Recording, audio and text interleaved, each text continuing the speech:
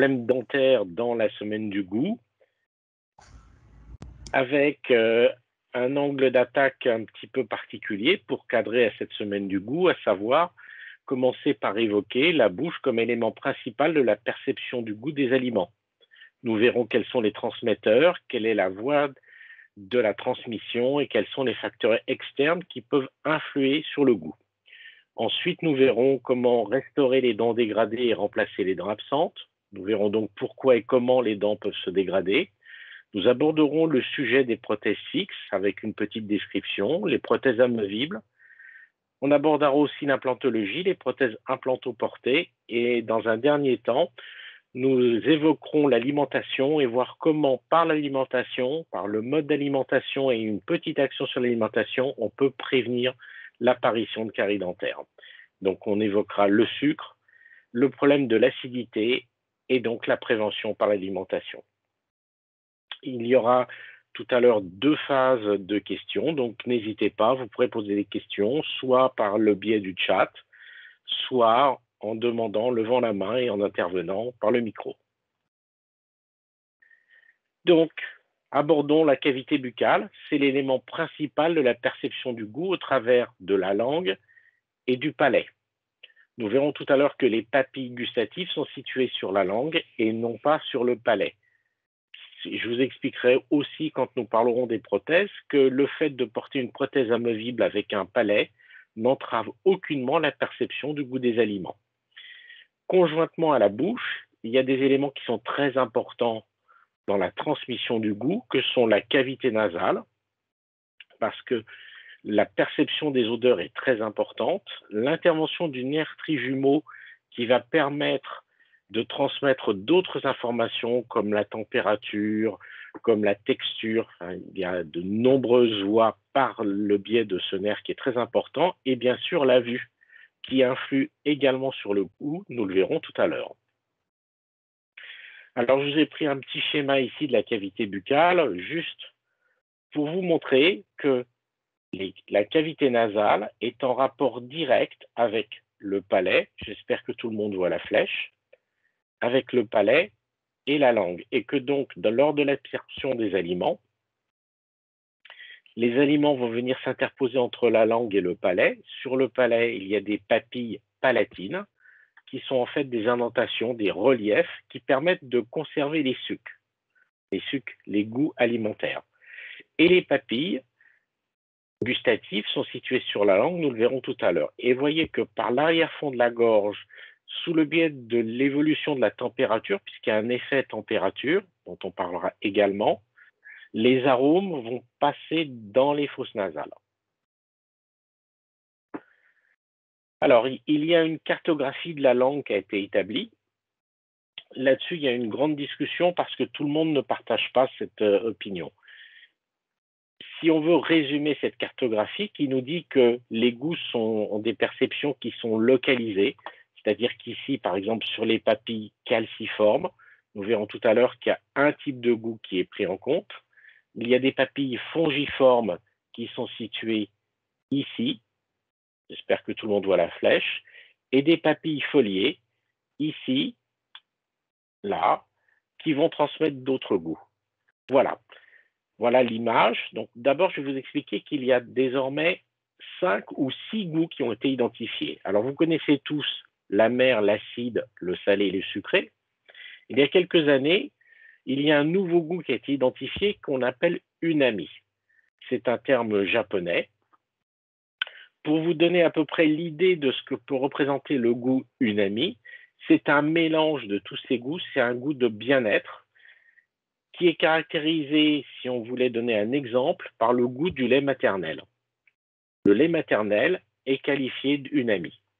Il y a un 6e goût qui est en train de sortir, qui apparaît maintenant dans la littérature, et je n'aborderai pas aujourd'hui parce que c'est un petit peu plus compliqué.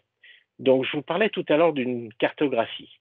Alors, commençons par l'unami. Vous voyez que l'unami, il est présent un petit peu partout.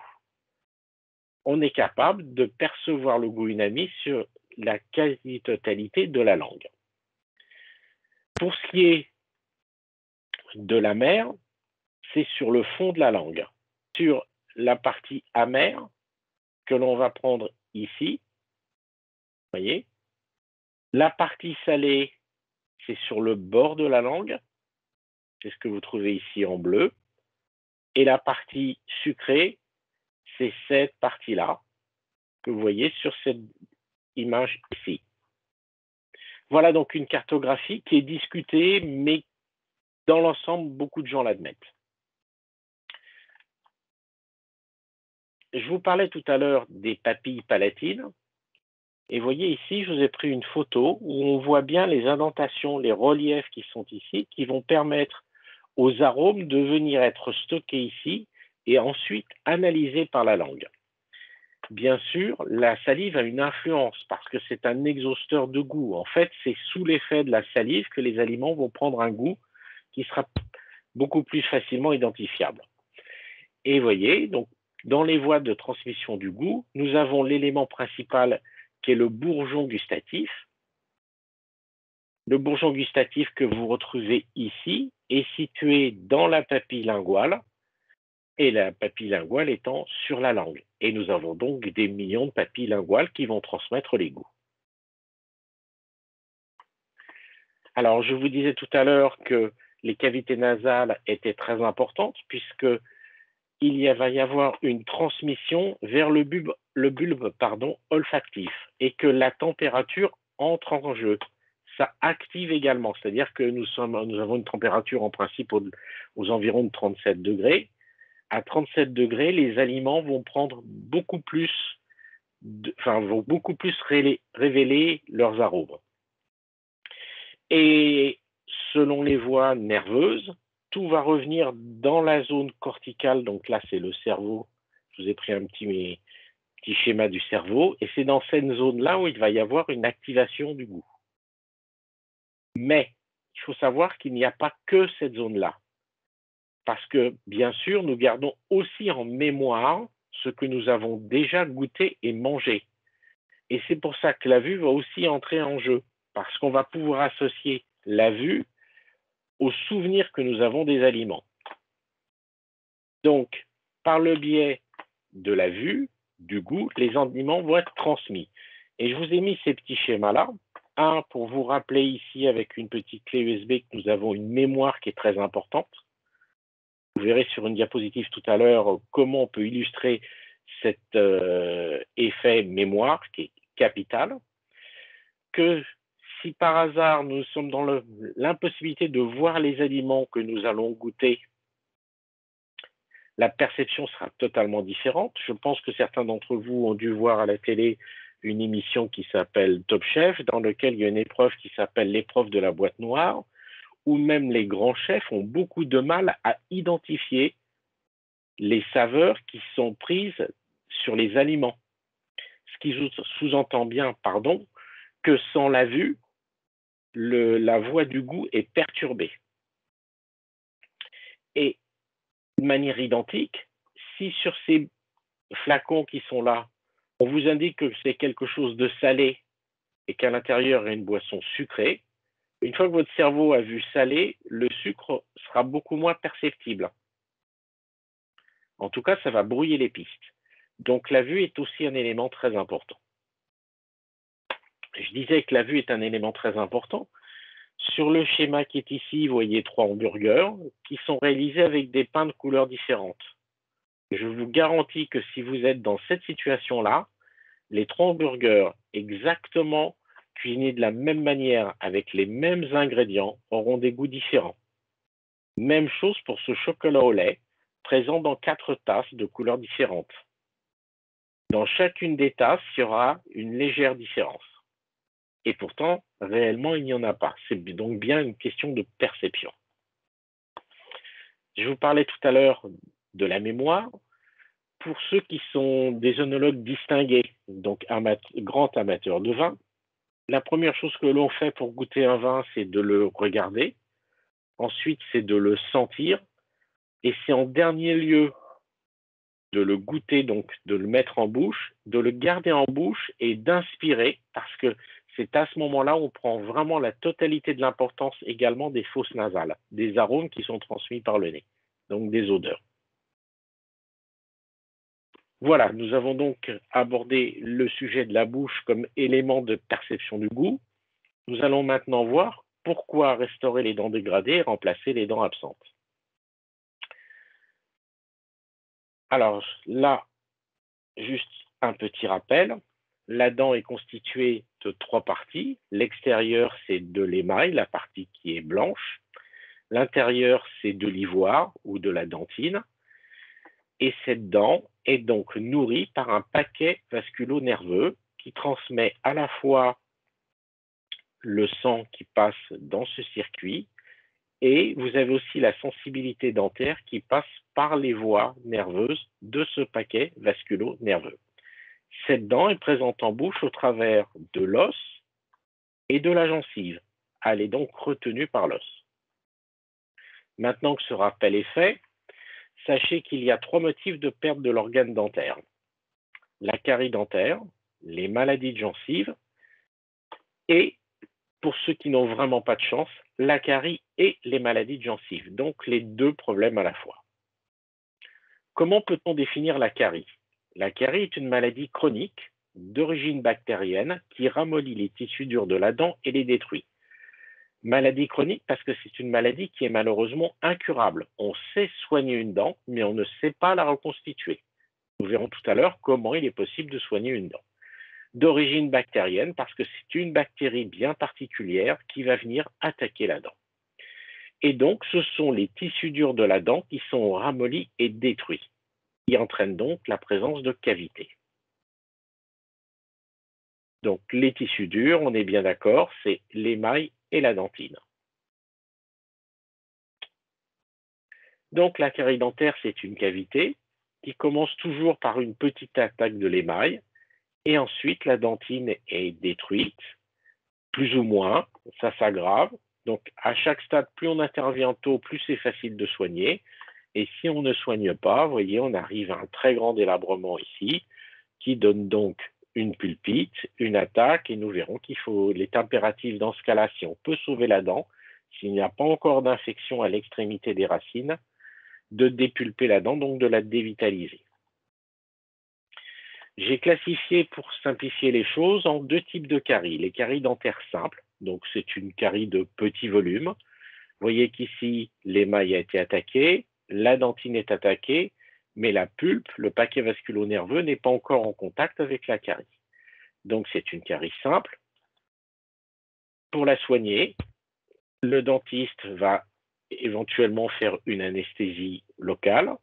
Et avec cette anesthésie locale, il va retirer toute la partie qui est infectée, donc attaquée par les bactéries. C'est une partie qui est souple. Ensuite, il va attaquer la partie sous-jacente qui est légèrement attaquée.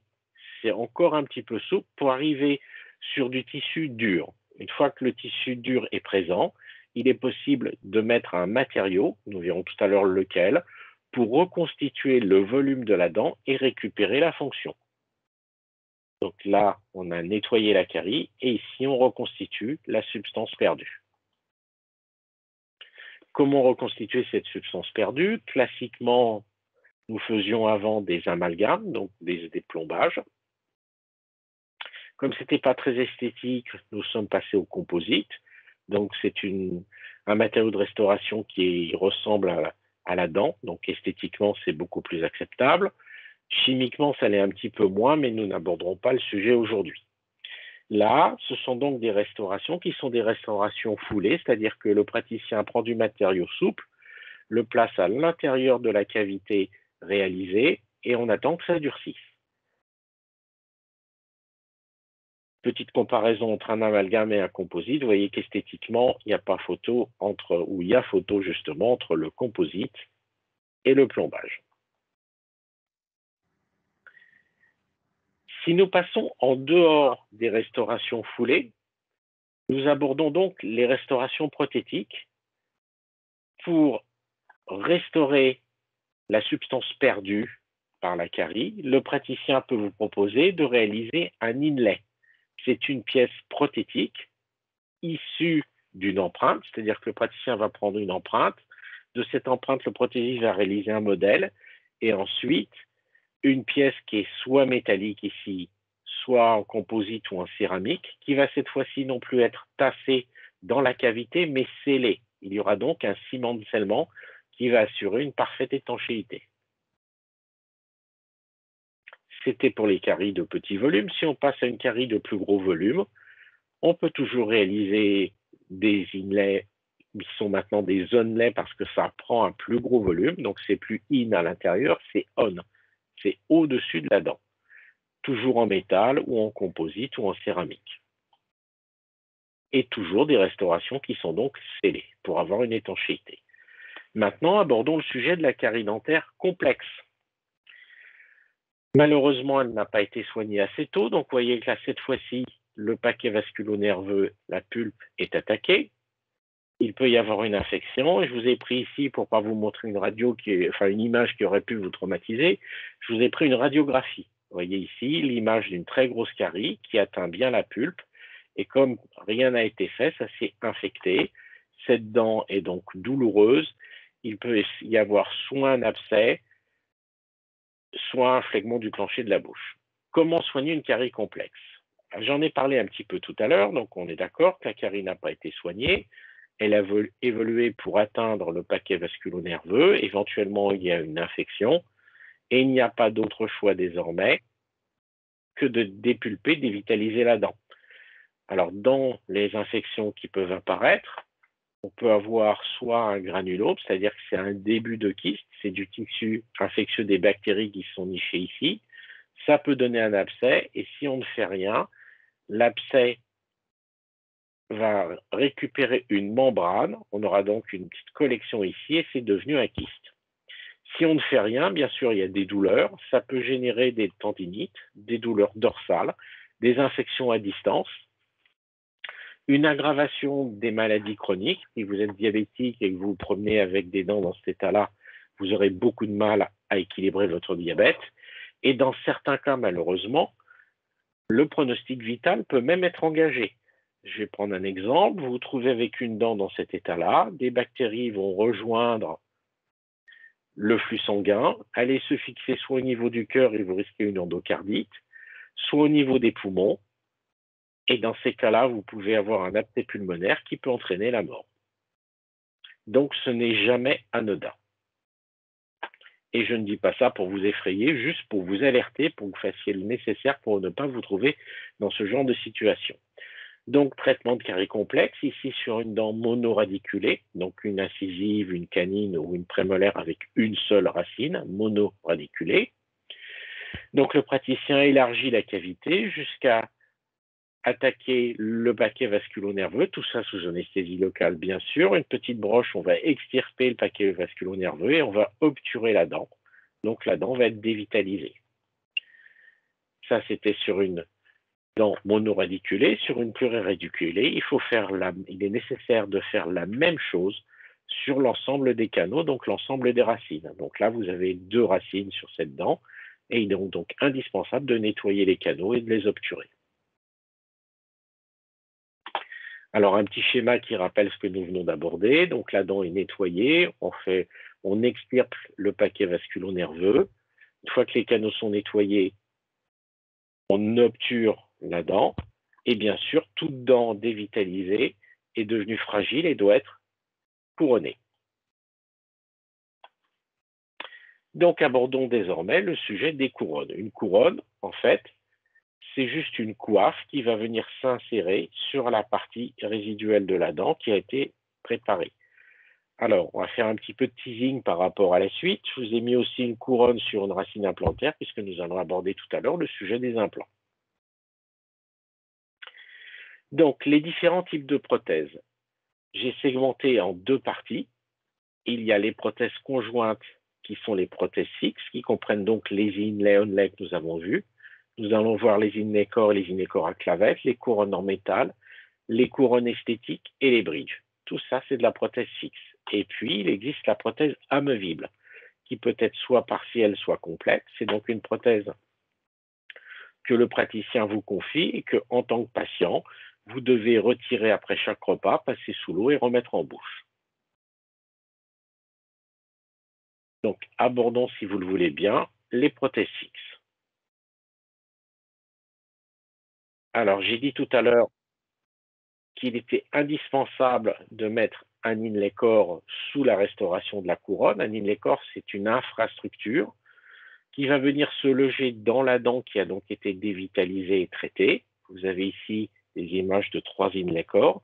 Et sur ces inlay corps, vous voyez, la dent était en fait comme passée au taille-crayon. Il est possible de mettre une couronne. Pour les dents pluriradiculées, donc qui ont plusieurs racines, comme vous voyez les molaires supérieurs ici, vous avez 3 racines, molaires mandibulaires 2 racines. Nous avons l'habitude de réaliser des inlay corps à clavette. Donc ce sont des inlay corps, mais vous voyez ici que sur cette infrastructure, nous avons un pivot maître qui va venir s'insérer dans la racine et un verrou clavette qui va venir prendre la place ici et ça sera impossible à démonter ou très compliqué. Donc, il y aura une très très bonne tenue en bouche. Vous avez ici l'image d'un réel inlay corps où vous voyez la clavette et l'inlay corps qui est ici. La couronne vient s'insérer par-dessus, comme vous l'avez compris. Donc, s'il vous plaît, ne confondez pas un inlay et un inlay corps. Ce sont 2 choses différentes, même si le nom est proche. Revenons à nos couronnes. Je vous ai dit qu'elles existaient en différentes matières. Donc, nous avons bien sûr les couronnes métalliques. C'est très fiable, pas très esthétique et un petit peu rigide à la mastication. Donc, maintenant, nous préférons faire des couronnes céramo-métalliques. Nous avons donc une armature en métal recouverte de céramique, réalisée bien sûr par le prothésiste, qui va être scellée sur l'inlay corps ou la reconstitution de la dent qui a été faite par le praticien. Sur cette photo, je vous ai coupé une couronne pour vous montrer ici la partie métallique, donc l'armature métallique, et les parties cosmétiques qui viennent par-dessus. Et vous voyez qu'elles sont de différentes teintes pour redonner la réalité. C'est vraiment de l'art dentaire, donc c'est pour ça qu'on appelle ça art dentaire, c'est un côté esthétique, puisque le prothésiste va être en situation de donner des dégradés de teintes, avec plus ou moins de jaune, plus ou moins de rose et plus ou moins de transparent. À l'identique, existent les couronnes céramo-céramiques, où l'armature, cette fois-ci, n'est plus en métal, mais en céramique alumineuse. La céramique que vous connaissez si vous avez des couteaux chez vous en céramique, les fameux couteaux blancs. Et donc, vous voyez qu'au niveau esthétique, c'est parfait, puisqu'on n'a plus le métal qui se voit. Maintenant, on a fait beaucoup de progrès en termes de précision. Au début, c'était un petit peu moins précis que quand on réalisait des armatures en métal. Mais au niveau esthétique, c'est vraiment parfait parce que la lumière peut traverser. Juste une petite digression par rapport à la maladie parodontale que j'ai évoquée tout à l'heure et vous dire que la maladie parodontale est également une maladie chronique, donc incurable, on ne sait pas la guérir, d'origine également bactérienne, mais ce sont d'autres bactéries. Et cette fois-ci, ce ne sont plus les tissus durs de la dent qui sont atteints, mais les tissus de soutien. Donc, par rapport à l'image qu'on avait prise tout à l'heure, cette fois-ci, les tissus de soutien, on est bien d'accord, ce sont l'os qui va diminuer en volume et la gencive. Donc, par le biais de la carie, si nous n'avons pas pu soigner les dents et les couronner, on peut être amené malheureusement à devoir les extraire. Et si nous avons des problèmes parodontaux, donc des problèmes de gencives, les dents peuvent à la limite tomber toutes seules. Et on se retrouve donc avec des dents manquantes. Alors, le lien, bien sûr, avec la semaine du goût, c'est que l'idée est de restaurer l'esthétique et la fonction. Donc, l'esthétique n'entre pas dans le goût, par contre, la fonction, oui. C'est-à-dire que si vous n'êtes plus en capacité de mastiquer les aliments, vous n'aurez plus la même perception du goût. Pour remplacer une dent absente, une ou plusieurs dents, la première étape est de réaliser des bridges. Donc un bridge remplace esthétiquement et fonctionnellement une ou plusieurs dents. C'est une prothèse fixe qui nécessite toujours au moins 2 piliers supports et une armature en métal ou en céramique usinée.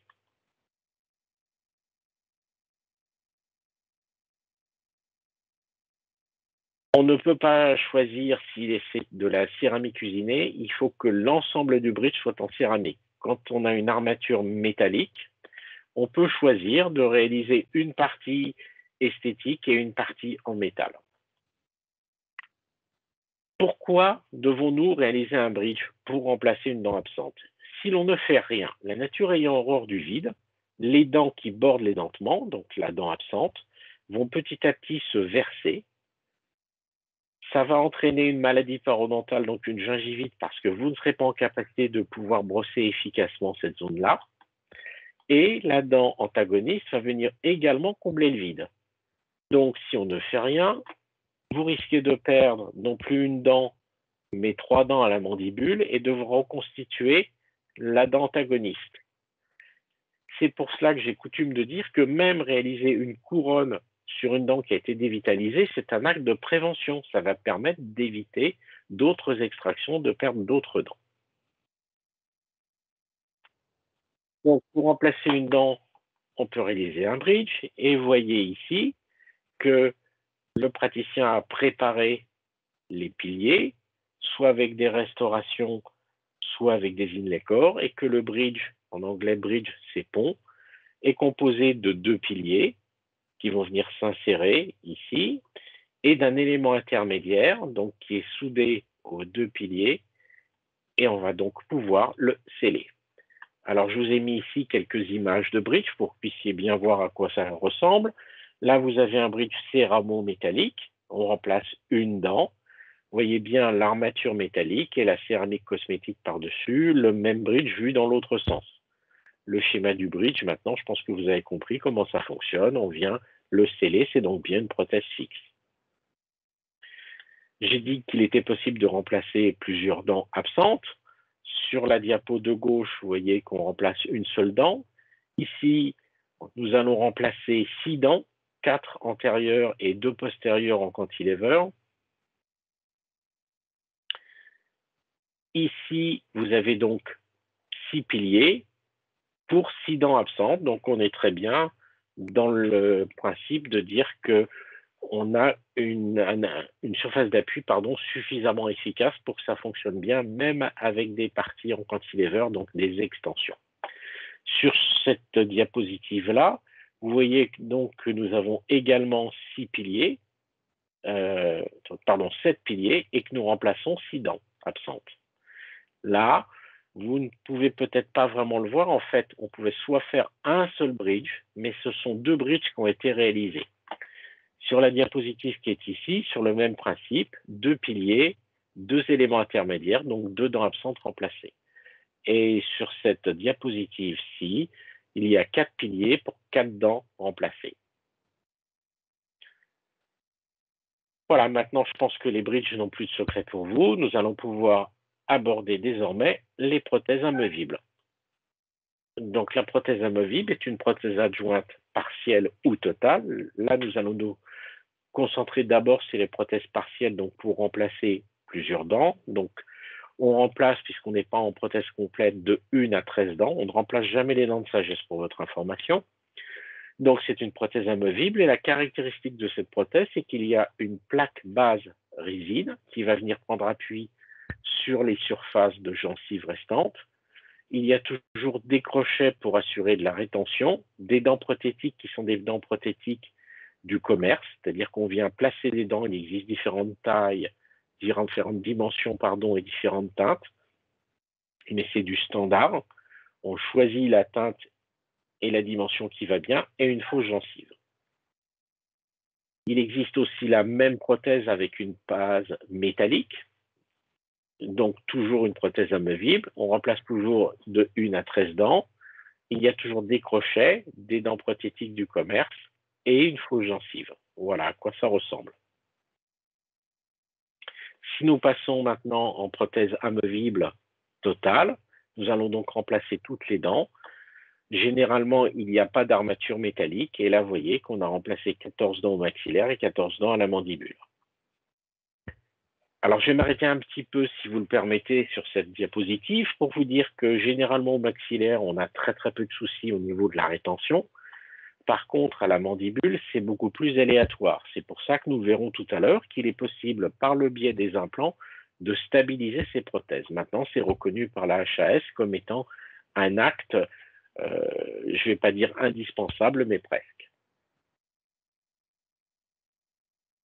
Ce qui me permet d'introduire les implants. Donc l'implant, c'est une racine artificielle qui va remplacer la racine d'une dent. Ce qui nous permet de remplacer une ou plusieurs dents si on utilise plusieurs implants et même de réaliser des bridges implanto-portés. C'est toujours une pièce industrielle, le plus souvent en titane, qui est donc usinée. Et il existe différentes dimensions et différents diamètres, différents filettages et différents pas de filetage. On va voir ça tout à l'heure. C'est toujours mis en place chirurgicalement et en principe, une anesthésie locale suffit largement.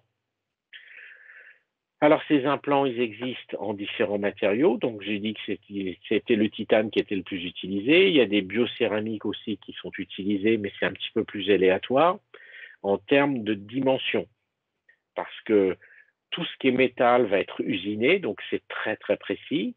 Tout ce qui est céramique va être frité, ça s'appelle comme ça. En fait, c'est un processus de cuisson sous vide. Et on a une variation dimensionnelle qui est beaucoup plus aléatoire. Donc, on a vu qu'il y avait différents matériaux, différentes dimensions. Il existe aussi différents états de surface, à savoir qu'on peut avoir, comme sur cet implant-là ici, quelque chose qui est très rugueux, et ici, sur cet implant-là, quelque chose qui est beaucoup plus lisse. Et puis, vous voyez ici, sur ces deux implants, qu'il y a deux filetages complètement différents. Là, les spires du ressort sont très, très éloignées, alors que là, elles sont très resserrées. Ici, je parlais de forme et de dimension. Vous voyez bien qu'ici, il y a une alvéole qui a été faite pour que l'os puisse se reconstituer à l'intérieur, alors qu'ici, on a préféré faire des encoches. Tout ça pour éviter un dévissage de l'implant. Après, très honnêtement, je ne suis pas certain que ça empêche vraiment l'implant de se dévisser. Normalement, une fois que c'est intégré, il n'y a pas de problème. Donc, nous avons vu que c'était le plus souvent une vis qui était mise en place dans l'os. Donc, c'est une mise en place chirurgicale avec la mise en place d'un pilier implantaire qui va venir par-dessus et d'une prothèse, donc la couronne. Alors, je vous ai mis le schéma ici de l'implant, le pilier intermédiaire et la couronne qui vient s'insérer par-dessus. Pour que vous puissiez bien comprendre le mécanisme, le processus, imaginez que vous souhaitez accrocher un tableau au mur. Vous allez commencer par percer un trou. Dans ce trou, vous allez mettre une cheville à l'identique de votre implant. Dans cette cheville, vous allez mettre une vis, c'est l'équivalent du pilier implantaire, et vous allez pouvoir accrocher votre tableau par-dessus. Pourquoi c'était cette image du tableau accroché dans le mur? Parce que je pense que vous avez tous touché du doigt que le mur, pour pouvoir soutenir votre tableau, devait être suffisamment épais pour ne pas passer au travers et de bonne qualité pour que ça soit solide. Il en est de même au niveau de la constitution de l'os pour la mise en place d'un implant.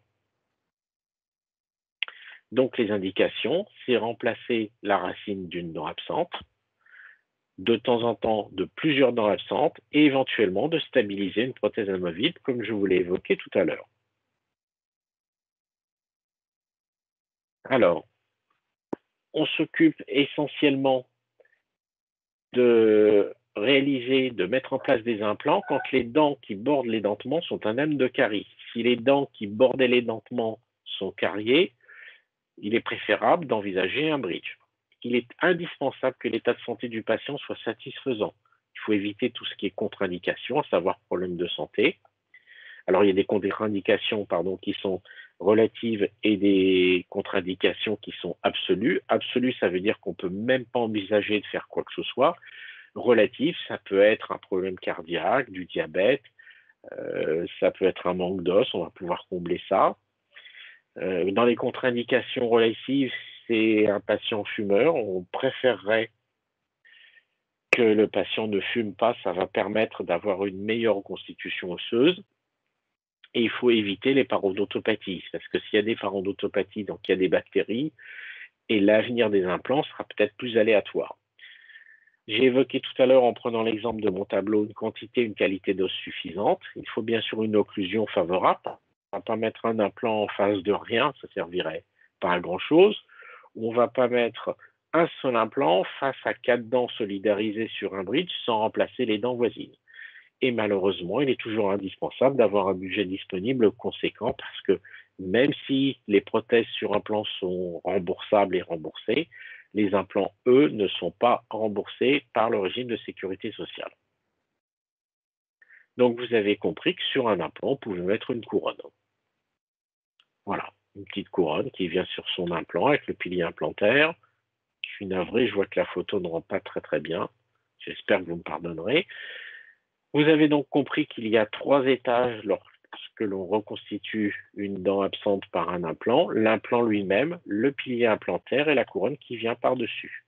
Donc l'implant, le pilier implantaire et la couronne. En résumé, pour remplacer une dent absente, on choisit soit un implant, soit un bridge. Dans certains cas, il n'est pas possible malheureusement d'utiliser de la prothèse fixe et nous utiliserons des prothèses amovibles. Là, ici, vous avez un bridge sur implant. On avait évoqué ça tout à l'heure, à savoir que le praticien a mis en place 2 implants qui vont servir de pilier et un bridge qui, cette fois-ci, va être transvissé avec toujours un intermédiaire de bridge. Il est possible de réaliser des bridges complets sur implant. Alors, il faut vraiment qu'on ait un patient en bonne santé, une bonne qualité d'os et suffisamment d'os. Et par-dessus, vous voyez, là, le praticien a mis 8 implants. Il va pouvoir mettre un bridge complet. Et malheureusement, ça, il faut être honnête, c'est un budget conséquent.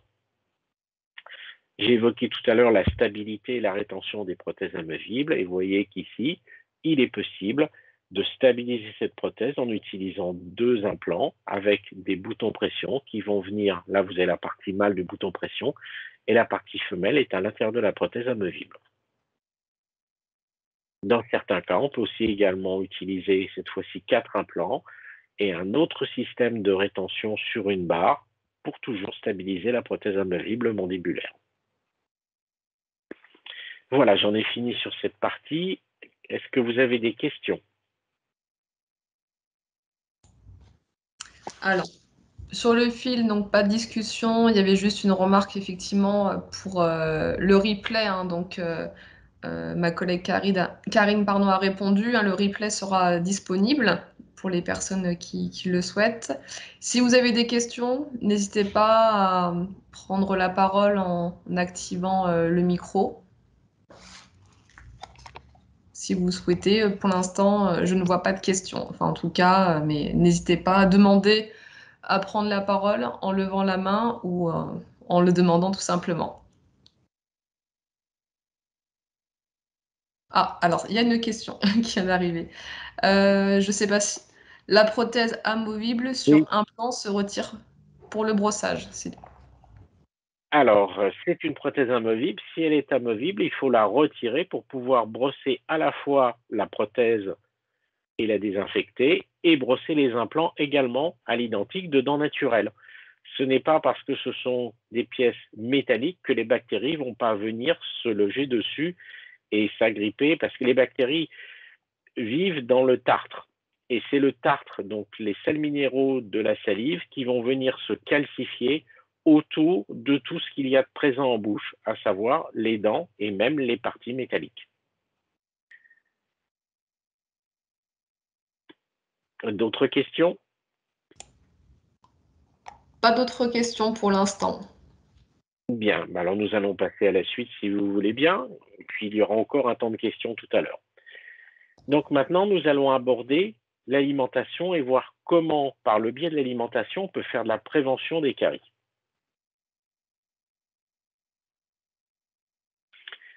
Bien sûr, je pense que vous avez compris que pourquoi faire de la prévention, c'est parce que la prévention est l'unique moyen de conserver ses dents. On n'a pas trouvé mieux aujourd'hui que les dents naturelles.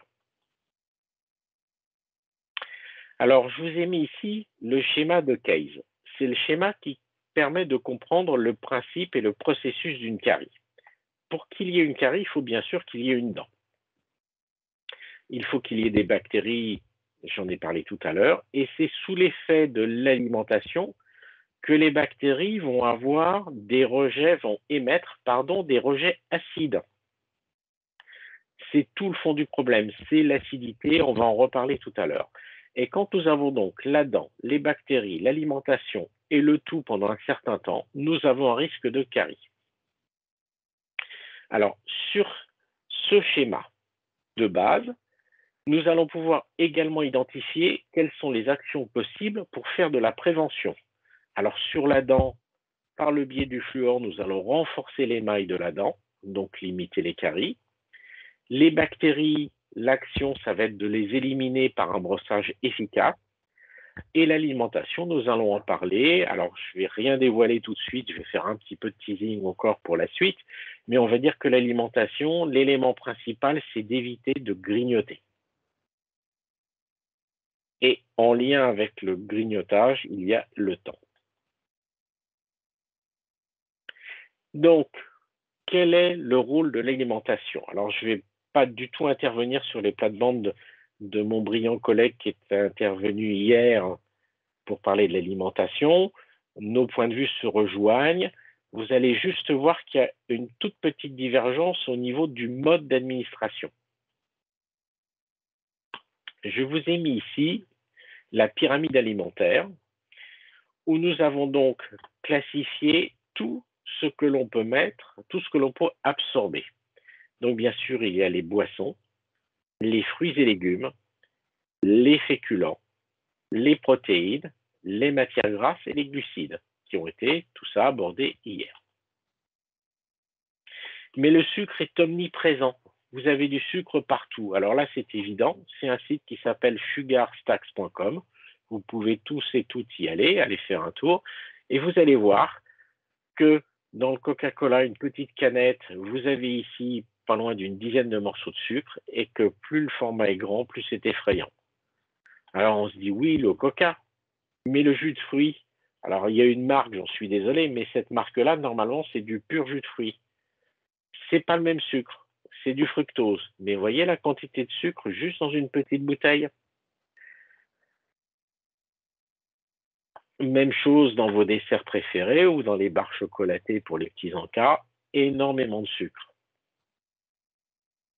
Donc quelques douceurs vendues dans des chaînes de restauration rapide peu recommandables. Bref, si je reprends cette pyramide alimentaire, excepté le café et le thé quand vous ne mettez pas de sucre et l'eau, tout contient du sucre, y compris éventuellement le lait. Dans le lait, il y a du lactose, c'est également du sucre. C'est juste des formes différentes de sucre. Et il est nécessaire et indispensable d'absorber du sucre. Maxime, hier, vous l'a dit et expliqué, c'est le carburant du cerveau et des muscles. Mais le problème, c'est qu'avec ces sucres, il y a toujours des acides et que c'est l'association sucre et acide qui pose problème.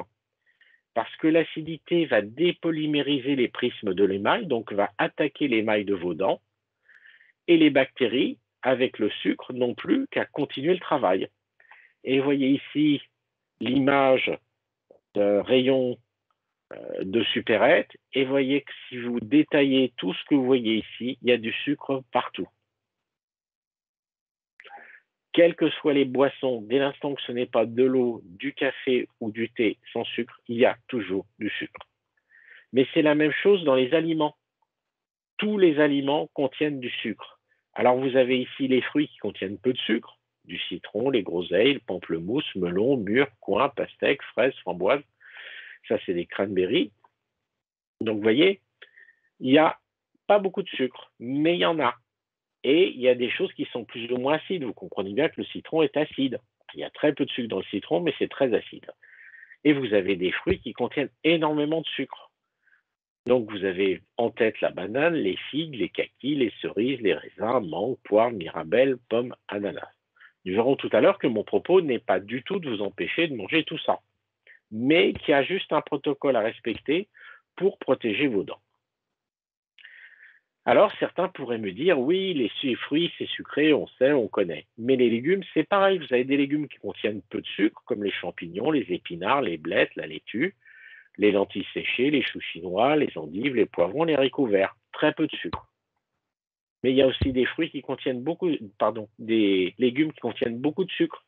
Les haricots secs, les betteraves, les oignons, le maïs, les carottes, les racines et tubercules, les petits pois, les poivrons et les pois mange-tout. Vous voyez la quantité de sucre dans les haricots secs? Donc, il y a du sucre partout. Et le problème, je l'ai abordé tout à l'heure, c'est le temps pendant lequel les bactéries, les dents et l'alimentation vont être en présence avec un milieu acide. Et pourquoi le temps est important? Parce que le temps est lié à la quantité de salive excrétée. Plus il y a de salive, et plus le degré d'acidité présent en bouche va évoluer. Je vous ai mis ici l'échelle de l'acidité telle qu'elle est connue. Donc ça, bien sûr, le plus acide qu'on puisse imaginer, c'est l'acide qui est contenu dans une pile électrique. Mais au niveau de votre estomac, c'est pas triste non plus. Juste pour vous dire que les gens qui ont un reflux gastro-œsophagien, c'est de l'acide qui remonte et ça abîme leurs dents. Le citron, c'est aussi très acide. On remonte dans les sodas, ah oui, il y a du sucre et c'est acide. Les tomates, ça c'est peut-être un petit peu plus intuitif, c'est acide. Le café a une petite acidité, mais pas grave. Le lait, c'est presque du basique. L'eau, on est bien, on est à pH 7. Le sang, c'est un peu plus basique.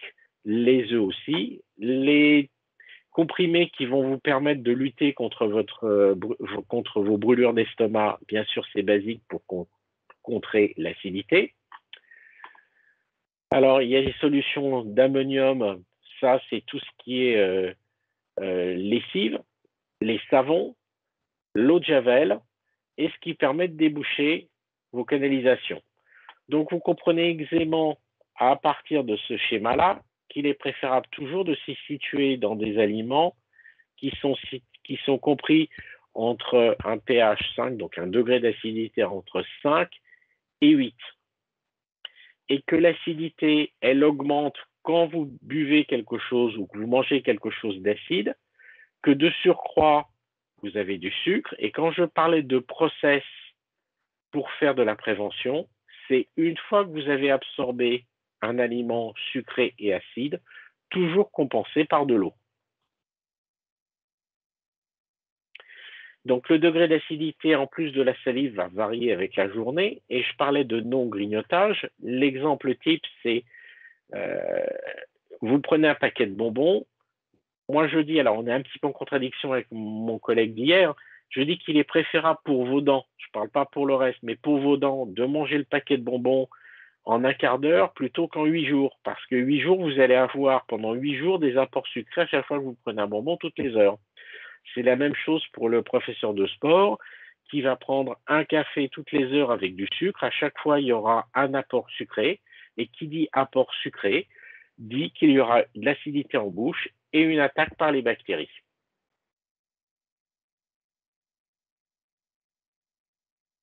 Donc, je vous ai dit que la salive variait en quantité et en qualité selon la journée, mais aussi selon les événements de la vie. Si vous buvez beaucoup, bah forcément, il y aura plus de salive et le pH va plus vite redevenir neutre, donc on sortira de la zone dangereuse. Le type de boisson, bah, c'est évident. Le métier, bah, encore une fois, les enseignants qui parlent beaucoup ont une salive qui est plutôt visqueuse et épaisse à force de parler beaucoup et de ne pas boire suffisamment malheureusement, donc ont souvent plus de tartre et plus de maladies parodontales. Dans les addictions, bah, il est évident que le tabac et l'alcool et les substances récréatives n'arrangent rien. C'est la même chose au niveau des médicaments qui vont ralentir le flux salivaire, donc il y aura moins de salive. C'est la raison pour laquelle aussi on vous dit, bah, si vous n'avez pas la possibilité de vous brosser les dents après votre repas, prenez un chewing-gum parce que le chewing-gum va vous forcer à saliver et ça va donc faire remonter le degré d'acidité de la salive. Et avec l'âge également, on sait que quand on avance en âge, les glandes salivaires produisent beaucoup moins. Donc on est bien d'accord, il y a deux principaux facteurs qui sont le type d'aliment et la fréquence d'absorption. Donc vous pour moi, il est impératif de se limiter à 4 apports par jour. Petit déjeuner, déjeuner, éventuellement un encas dans la journée entre les deux ou avant le repas du soir et le repas du soir. Et d'éviter de prendre des choses sucrées et acides dans le reste de la journée. Et si vous le faites, toujours compenser avec de l'eau, c'est-à-dire boire un grand verre d'eau après, mais pas en buvant directement l'eau, en laissant l'eau en bouche quelques instants pour faire revenir le degré d'acidité au niveau neutre. Donc en conclusion, je vous recommanderais de faire bien sûr attention à vos choix alimentaires, d'éviter tout ce qui est acide, de limiter vos apports en sucre, de faire très attention à la fréquence d'absorption des aliments, de toujours compenser avec de l'eau, d'avoir une bonne hygiène dentaire pour éliminer les bactéries, limiter les addictions autant que possible et compenser la prise de médicaments par un apport hydrique adapté, donc en buvant suffisamment.